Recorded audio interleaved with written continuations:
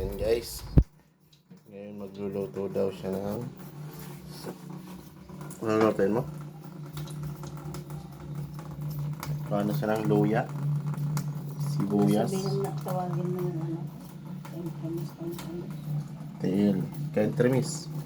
Anong klaseng lulutuin nitong tiil ng manok? Adobo. Adobo. Pero, gagamitan natin ng pressure cooker Ayan. para malambot na malambot ang ating adobo. At saka, masarap, malasa. Nanonood ang lasa sa loob, hindi siya lalabas. Kasi naka-pressure cooker siya. Yan lang.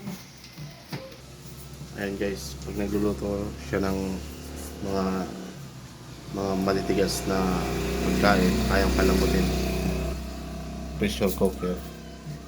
Siyempre dito ka na kasi mabilis siyang maluto, mabilis siyang lumambot at tipid ka pa sa gas.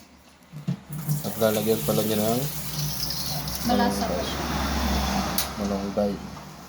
Malasang malasa kasi hindi lumalabas yung Ah, aroma niya. aroma.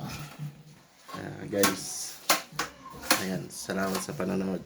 Follow nyo siya sa Facebook page ng Ka-Entremis, sa YouTube channel niya, Facebook account, YouTube channel. YouTube account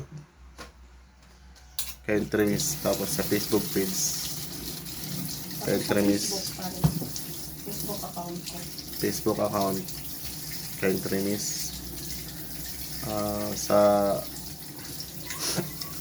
sa TikTok Ka-Entremis. Hindi mo ka-entremis ang TikTok ko. Ay, malabo na. Hindi ka-entremis ang TikTok ko. Ay, hindi raw Ka-Entremis. Kaya, salamat guys sa panonood. Salamat guys sa panonood dito sa aking vlog. Pangit ko dyan. Grabe naman yan. Follow nyo ako. At ipapollow kayo.